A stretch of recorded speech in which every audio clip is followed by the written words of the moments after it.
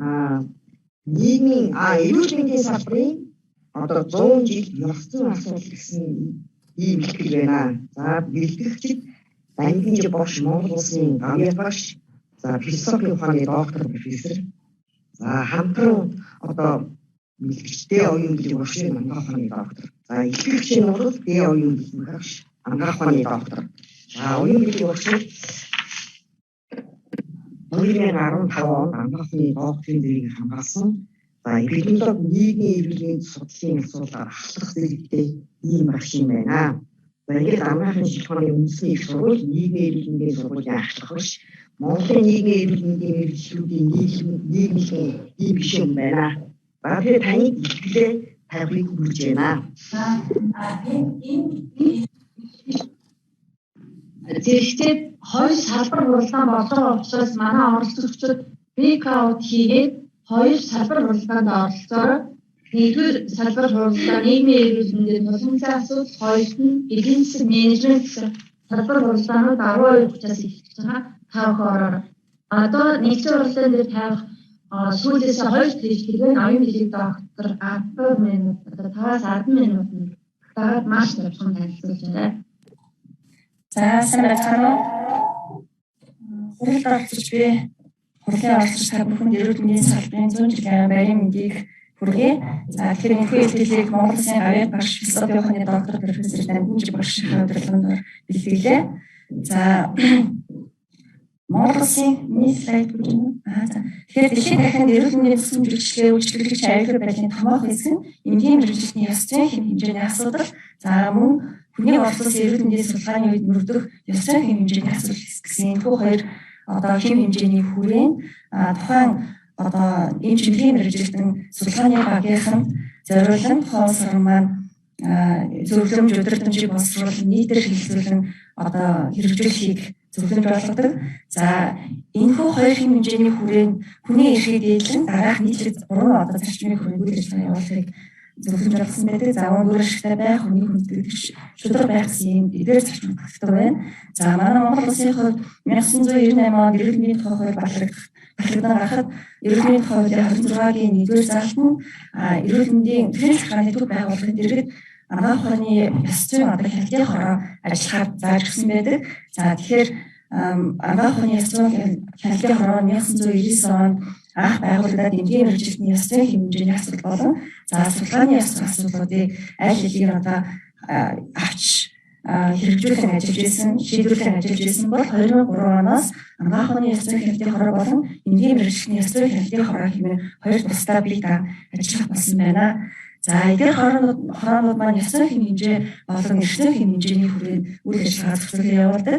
За биологийн судалгааны ёс зүй манай Монгол 1998 оноос эхлэн одоо үйл ажиллагаа явуулсантай холбоотой анагаах ухааны ёс зүйн эрх зүйн орчныг бүрдүүлэх, удирдамж гарын албаар хангах, за ёс зүйн хороо байгуулах, үйл ажиллагааг төлөвшүүлэх, гишүүдийг сургах, судлаачдын анагаах ухааны ёс зүйн мэдлэг, боловсролыг дэвшлүүлэх чиглэлээр одоо үйл ажиллагаа явуулж ирсэн. Түүхтэй за эрүүл мэндийн яамны гэрэл анагаах ухааны ёс зүйн хяналтын хороо бие даан одоо 2003 оноос үйл ажиллагаа явуулахдаа дотроо 2 дэд хороотой үйл хийсийн судалгааны ёс зүйн дэд хороо, за анагаах ухааны ёс зүйн хяналтын салбар хороо гэсэн ийм бүтцээр ажиллаж ирсэн байна. За анагаах ухааны ёс зүйн хяналтын хороо маань олон улсын хамтарсан судалгаа шинжилгээний одоо судалгаа шинжилгээ хийхэд зөвшөөрөл өгч ясны одоо хяналт тавих, дүгнэлтөх чиглэлээр ажиллахаас гадна за анагаах ухааны судалгааны ёс зүйн удирдамж боловсруулан баталж гарын авалга гаргах, за мөн судалгаач нар зориулсан сургалт зохион байгуулах зэрэг ийм үйл ажиллагааг одоо зохион байгуулан явуулдаг. За гэхдээ олон улсын хэмжээнд мөрдөглөлийн ерөнхий иргэний кодекс, за хэлсгийн тунгалаг, Бельмонтын ихтгэл, за иргэний болон олон улсын улс төрийн эрхийн тухай олон улсын пакт зэргийг одоо удирдлага болгон Монгол улсад зөвшөөрлөн хэрэгжүүлж байгаа. За хамгийн анх 1997 онд актемж лавгаад актемж одоо эрдмийн ажлын арга барил хэмээх энэхүү гарын авлагт биоэтик хэмээх нэртэй бүлэг орсноор энэхүү одоо ойлголт маань манай Монгол улсад анх бий болж ирсэн түүхтэй байдаг. За дараагаар нь 2002 онд хэлсгийн тунхаглыг мөртөвшин доктор, профессор доктор мөртөвшин багш орчуулж ирсэн бол дараагаар нь 2013 оны шинэ хувилбарыг юу доктор хандмаа орчуулж за дамжиж багш чойж амц багш нар маань хэн тохиолдсон байдаг байна. За эдгээр олон улсын баримтчдын Монгол улсад орчуулан хэрэгжүүлж 20 гаруй баримтчийг одоогийн байдлаар хэрэгжиж байгаа.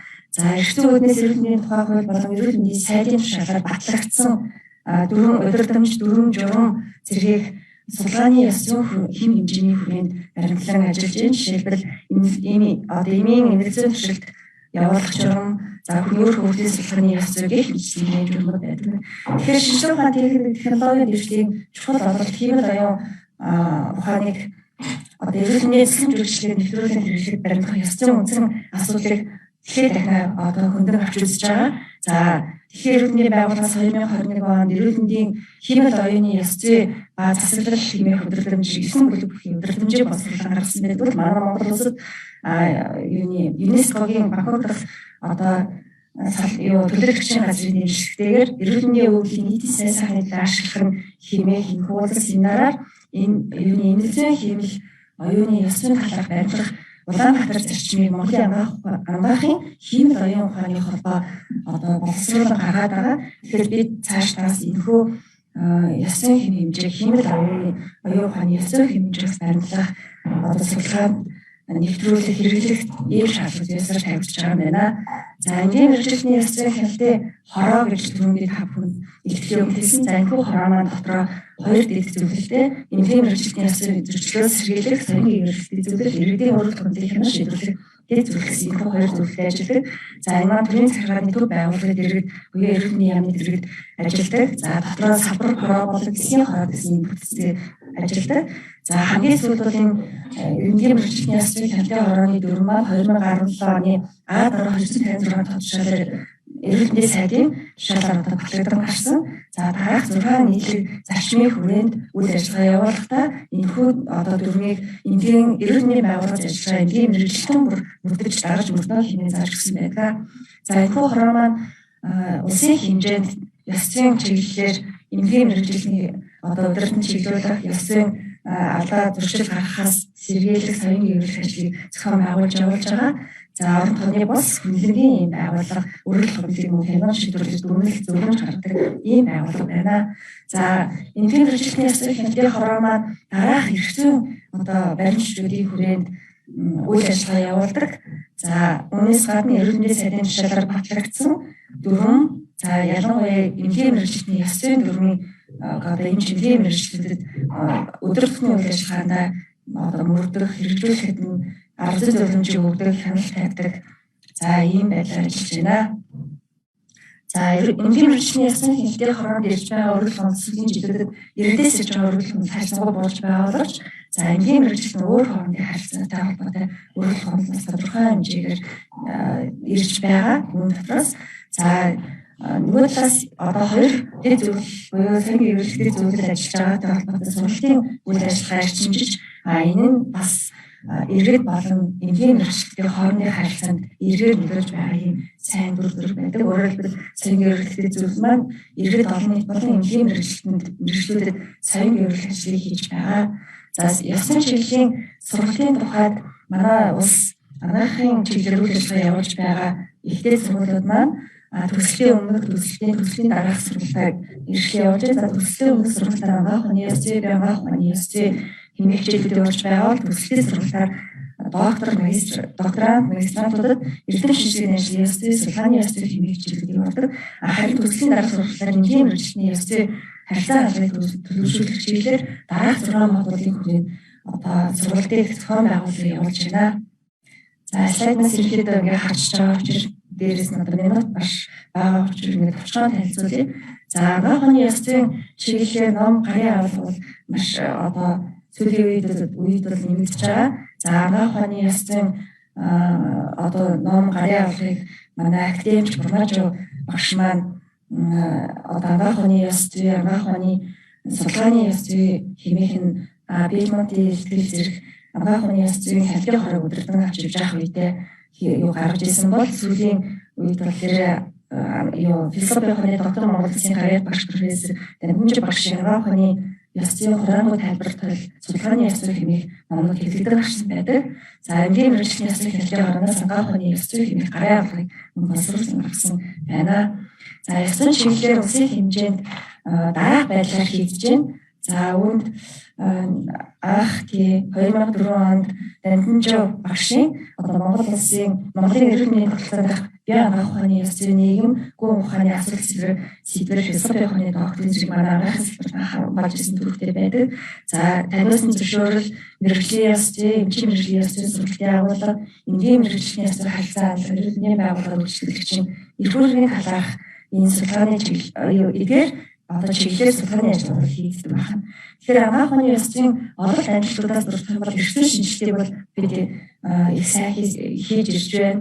За судалгааны ёс зүйн хяналт маань өөрөөр хэлбэл зөвшөөрөл авах, хяналт тавих, дүгнэлт гаргах зэрэг энэ хүү ажил одоо судлаач нар маань бас мэддэг судалгаа шинжилгээтэй мөрддөг болсон байна. За ёс зүйн боловсролыг тасралтгүй болгож байна. Ёс зүйн алдаа тохиолдлыг бүртгэдэг.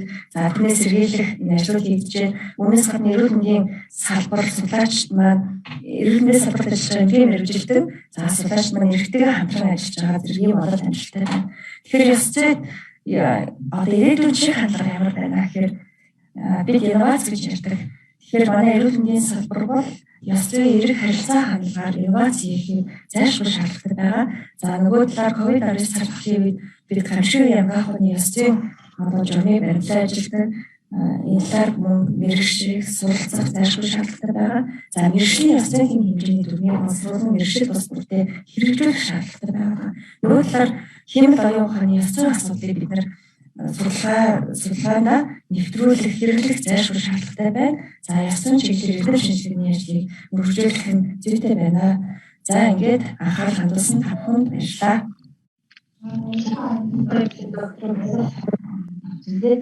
Тэр ангаах ухааны ёс зүй ялангуяа эмч мэргэжлийн ёс зүй ангаах ухааны судалгааны ёс зүйн чиглэлээр нэлээд өргөгийн танилцуулга хийсэн, цаашлах чиглэлийг тодорхойлсон илтгэхийг хэлэлцүүлсэн Монгол улсын аяар багш Данданжуу багш за Орон бэлгийн настаа нийт оролцогчдоор гомс баяр хүргэе.